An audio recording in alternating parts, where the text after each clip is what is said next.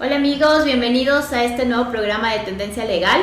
Estamos ahora con otro de los exponentes en Derecho Administrativo, especializado propiamente en Derecho Tributario, y ya les vamos a explicar por qué vemos esta similitud dentro de la rama administrativista, pero vamos a enfocarnos en el perfil de nuestro invitado por el momento. Él es Carlos Pontón, es socio de la firma jurídica Abocacia. Es magíster en Derecho Procesal en la Universidad Andina Simón Bolívar, es especialista en Derecho Procesal de la Universidad Andina Simón Bolívar, fue jefe nacional de asesoría jurídica del SRI y también jefe nacional de consultorías externas del Servicio de Rentas Internas. Adicional, es catedrático universitario, ha ejercido la cátedra de Ciencias Administrativas en la Pontificia Universidad Católica del Ecuador y otras cátedras más. Es un honor tenerlo en este espacio. Le vamos a dar una calurosa bienvenida y vamos a entrar en materia para no perder el tiempo. Y pues hoy vamos a hablar, como les habíamos anticipado, precisamente sobre esta similitud y por qué en el COA no se ha contemplado la materia tributaria propiamente dicha. Hacia allá va nuestra primera pregunta.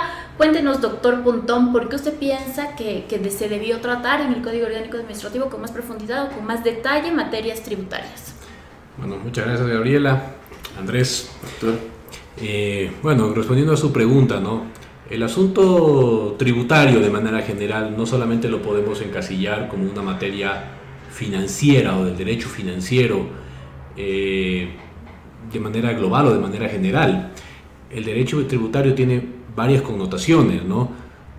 Comencemos por la rama constitucional, ¿no? Justamente el derecho tributario tiene la importancia del tema constitucional porque analiza el ejercicio del Estado de ejercer este poder denominado potestad tributaria o poder de imposición, ¿no? El jus impositivum, que pues, podríamos decir de alguna manera, para exigir a las personas contribuir para el mantenimiento del Estado de Derecho.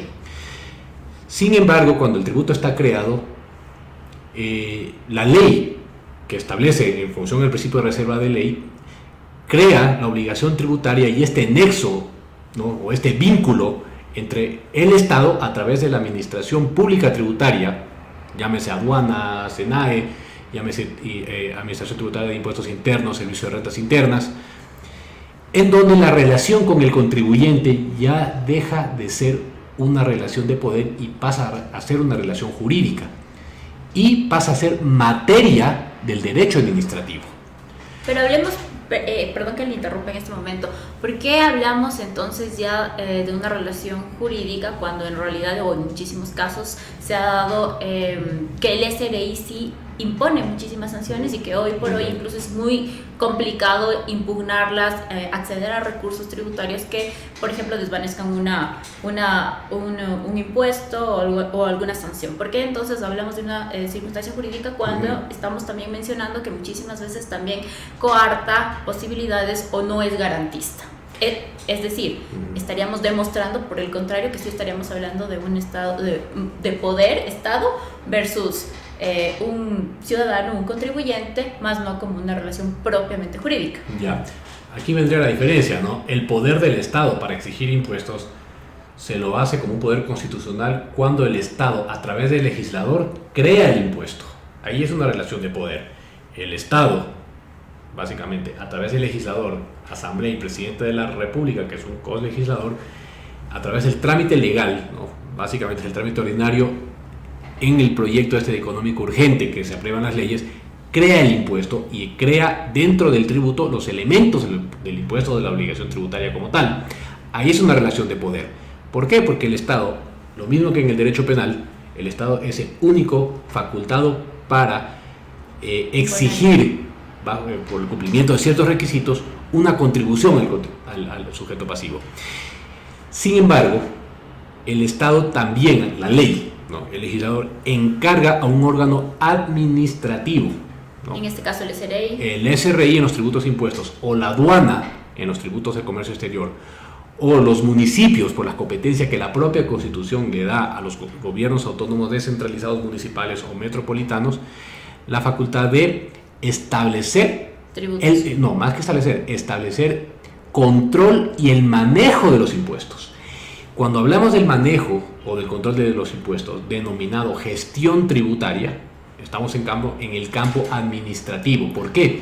Porque el Estado, como administración pública, va a administrar, valga la redundancia, los tributos creados previamente por ley a través del legislador. Doctor, entonces, y justamente encuadrando un poco del tema tributario en lo que sería el Código Orgánico Administrativo, lo que nos ha dicho es de que cuando el SRI o cualquier administración tributaria, ¿no?, está en esta fase de gestionar el cobro, la determinación de impuestos, estamos ante una fase de actividad jurídico-administrativa. Correcto. Entonces la pregunta es, ¿qué implicaciones tiene para las administraciones tributarias del Código Orgánico Administrativo en esta sección? Efectivamente, ¿no? O sea, yo soy de los que considera que el Código Tributario es un código viejo, ¿no? Conocemos que el Código Tributario, ¿no?, en el libro primero era el asunto relativo a los elementos materiales del impuesto, ¿no?, al sustantivo tributario. El libro 2 sobre el procedimiento administrativo tributario, el libro 3 sobre el procedimiento jurisdiccional contencioso tributario y el libro 4 sobre el ilícito tributario. El libro primero es lo que debe todavía regir, lo sustantivo tributario, qué son los elementos de la obligación tributaria, cuáles son las facultades de la administración tributaria. Es algo muy específico, solo de lo tributario. Exactamente, ¿no? La deuda tributaria, el hecho generador, los sujetos obligados, definiciones, ¿no? Cómo se pagan los impuestos, cómo se cumplen, en qué momento, en qué lugar, etcétera, ¿no? La prescripción de la obligación tributaria. El libro 2 ya es el procedimiento, y eso es, ¿por qué? Porque en materia tributaria fue creada legalmente la materia administrativa tributaria a la materia administrativa general. El Ecuador nunca ha tenido un código administrativo como recientemente lo hay con el COA, recién en el año 2017, que entró en vigencia en el año 2018, pero en materia tributaria sí lo existía. Y esto va también un poco de la mano, ¿por qué? Porque los órganos estatales tributarios, como por ejemplo el Tribunal Fiscal, ¿no?, o actualmente llamado Tribunal Distrital de lo Contencioso Tributario, el mismo Código Tributario, el Consejo de Estado anterior, antes de hace 60, 70 años atrás, eran organismos separados del resto de la hacienda pública. Por eso es que se creó un código especial. Sin embargo, 40, 45 años después, ya cuando el derecho público está tratándose de unificarse en normas simples, en normas unificadas, ya no tiene sentido separar la materia tributaria de la materia administrativa general. ¿Por qué? Porque cada campo administrativo tiene su especialidad. Entonces también deberíamos crear un procedimiento administrativo para el campo de las telecomunicaciones, para lo del agua, para el tema del agua, petróleos, para el tema del ambiente, para el tema exactamente minero, para el tema petrolero. Pero en ese sentido, o sea, de base lo que usted ha dicho significa que el Código Tributario, que tiene sus 4 libros, el segundo es procedimiento administrativo tributario. Es procedimiento administrativo tributario, pero básicamente trata todos los elementos administrativos, como el acto administrativo tributario, la consulta tributaria, las resoluciones tributarias, los métodos de impugnación tributaria, los recursos extraordinarios tributarios. Y ahí entonces cuando el COA nos dice, en una de sus disposiciones transitorias, que para materia tributaria el COA rige de manera supletoria. Entonces uno entiende de manera supletoria es lo que no está en la ley principal, se lo encuentra en la ley secundaria. Correcto. Entonces, ¿en qué casos el COA, el Código Orgánico Administrativo, tendría aplicación en materia tributaria? ¿Cuáles son esos vacíos que tiene el Código Tributario que necesita que el COA llene? Son muy... Básicamente el libro segundo es completo, ¿no? Los vacíos que podría haber, por ejemplo, podría ser los relativos, se me ocurre, en el procedimiento de ejecución, que no sea el tema de los remates del 185, ¿no? Que esa norma, digamos, sí aplica directamente el COA. Sí, pero en el procedimiento administrativo tributario de ejecución hay varios vacíos que sí podría complementar el COA.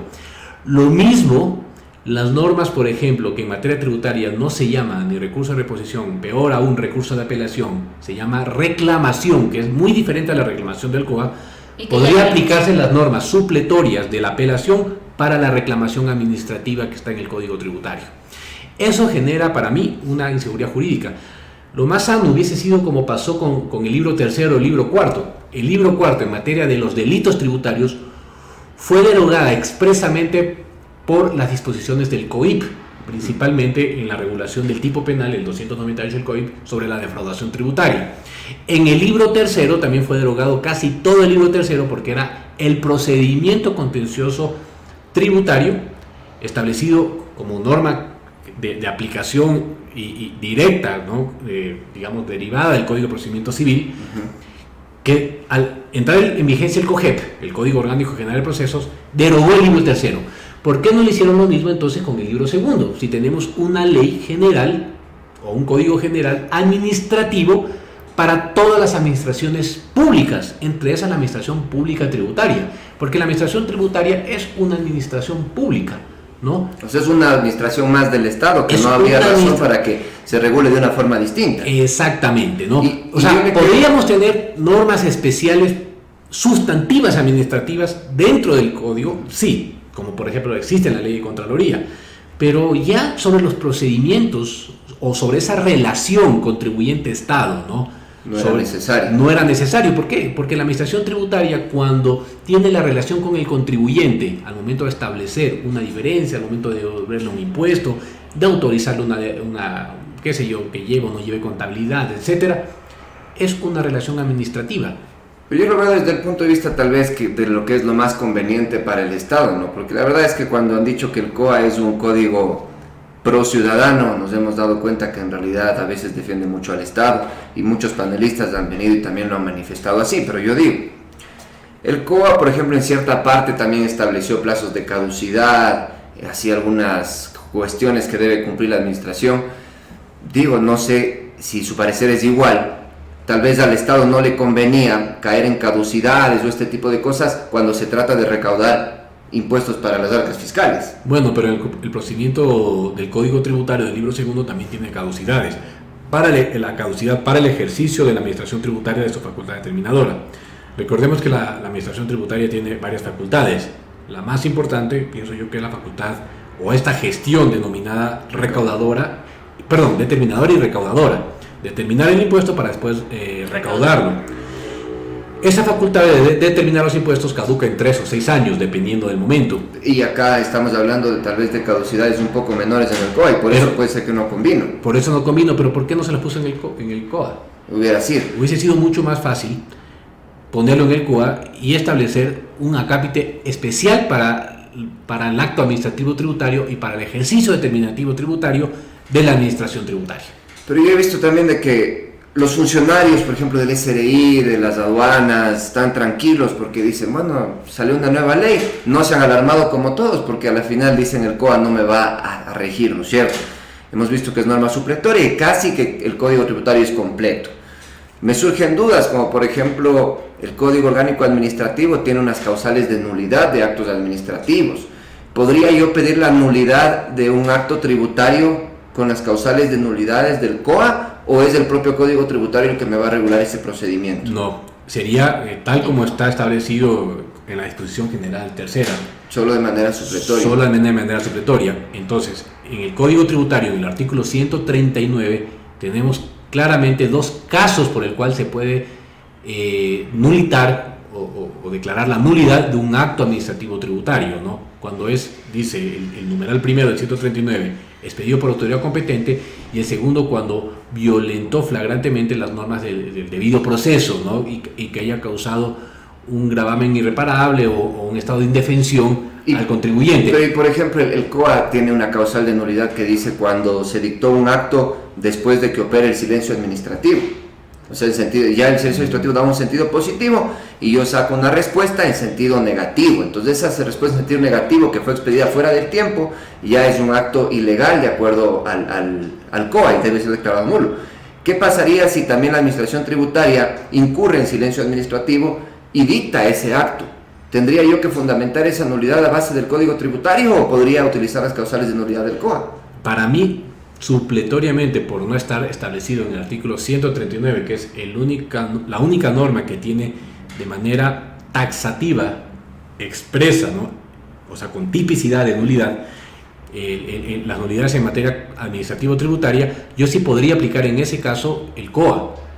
¿Por qué? Primero, porque el Código Tributario también regula el silencio administrativo de carácter positivo en el caso que la administración, en los plazos que señala para, por ejemplo, conocer una impugnación llamada reclamación administrativa, no haya resuelto. Y no son los mismos plazos que el COA. No, son otros plazos. Por ejemplo, es 120 días en el procedimiento de impugnación llamado reclamación. Entonces ahí tiene el silencio administrativo, en la materia tributaria tiene su propia regulación. No es lo mismo que en el COA. Eso no me parece interesante dejar resaltado. No es lo mismo. Sin embargo, si es que el Código Tributario señala que se puede solicitar el silencio administrativo con un procedimiento diferente, ¿no? Porque es más antiguo, en donde la administración tiene que emitir un certificado que vendría a ser una especie de declaración, ¿no?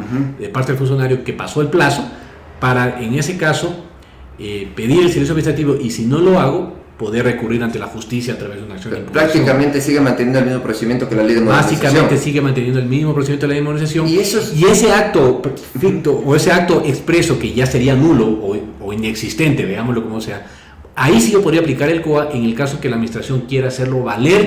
Y hacer pero ahí es un con tema interesante, general. Doctor, porque el COA también reformó en algunas disposiciones del COGEP, ¿no es cierto? Entonces reformó el COGEP en lo que se refiere a ejecución por silencio administrativo.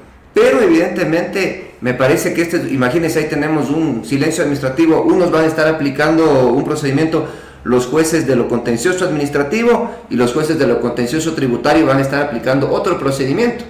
A pesar de que la norma procesal es solo una. Y eso nos lleva también a ver el tema después de las coactivas, que cómo van a ser también, porque entiendo que las coactivas no se han cambiado en materia tributaria. No se han cambiado, siguen siendo las mismas del Código Tributario desde el artículo 150 en adelante.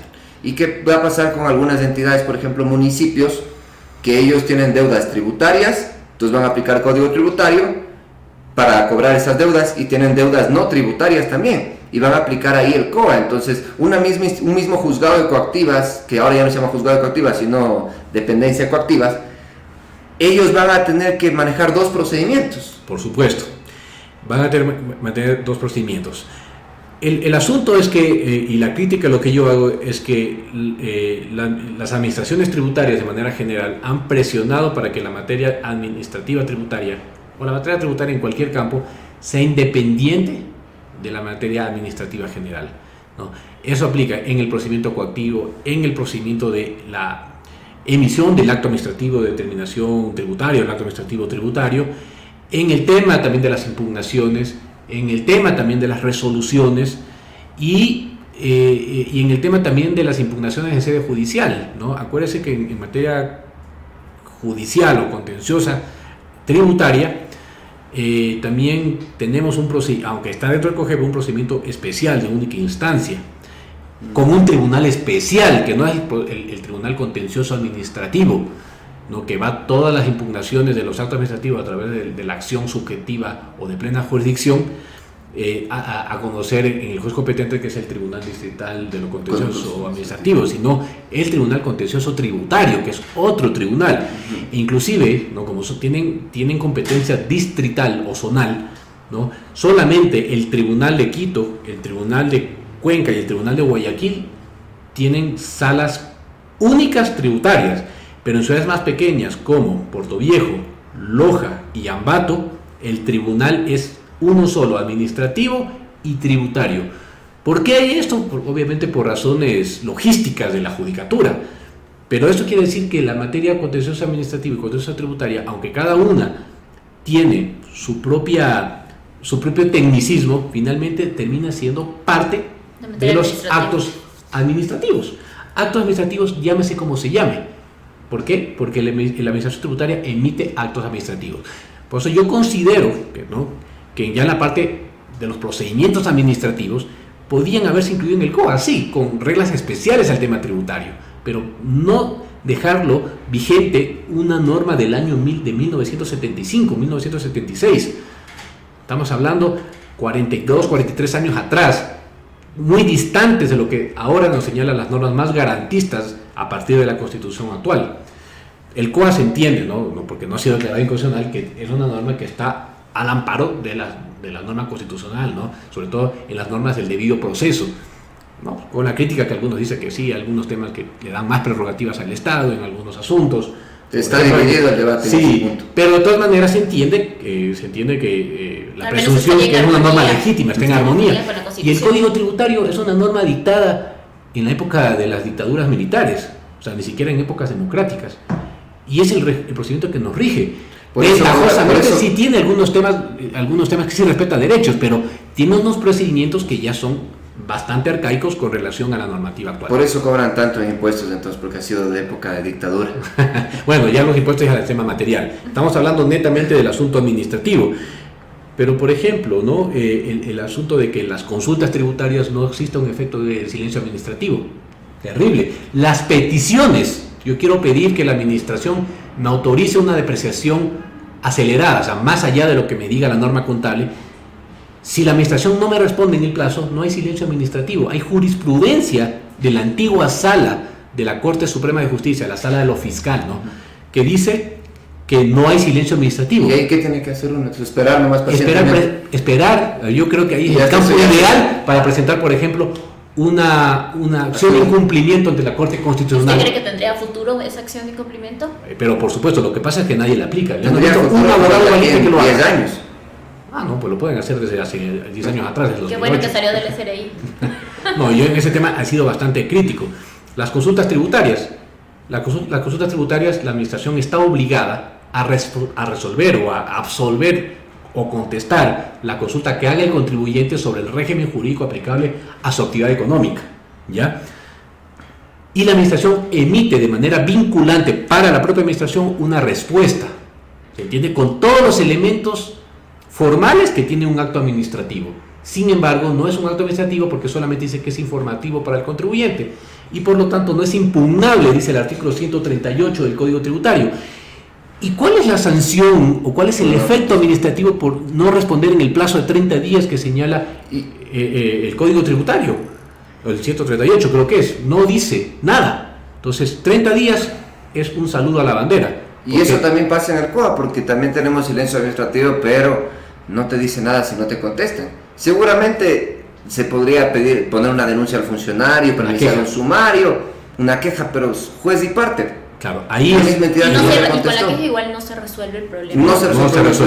No se resuelve. Hay consultas que nunca han sido respondidas, de hecho, ¿no? Yo trabajé 5 años en el área de consultas, ¿no? Y los 4 últimos años como jefe del área, y jamás hubo una sanción al área o al funcionario que haya demorado la respuesta a la consulta.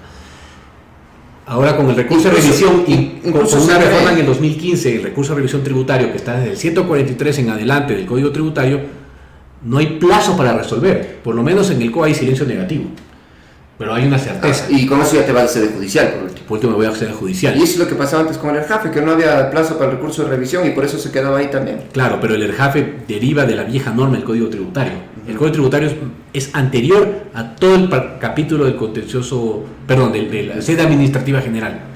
Perfecto. Prácticamente creo que hemos abordado los principales aspectos de cómo el derecho tributario se ve o no se ve afectado. Queridos compañeros que se dedican a derecho tributario, tampoco pueden estar tranquilos, cruzados de manos. Hay que capacitarse en el COA, porque como nos ha dicho Carlos Pontón, si bien es una norma supletoria, pero hay vacíos, muy pocos, pero que sí deja el Código Tributario y que evidentemente tendrían que aplicar el Código Orgánico Administrativo. De mi parte también yo comparto el criterio de nuestro expositor. Nos hubiera encantado, nos hubiera gustado que la materia tributaria se incluya en el COA, así igual nos hubieran hecho las cosas más fáciles a todos, ¿no? Por supuesto. Pero evidentemente siempre los abogados tributaristas son exclusivos. Eso le tiene una rama exclusiva, ¿no? Un amigo mío constitucionalista me dice, yo no sé por qué los constitucionalistas se creen en ese grupo selecto cuando finalmente terminan siendo abogados.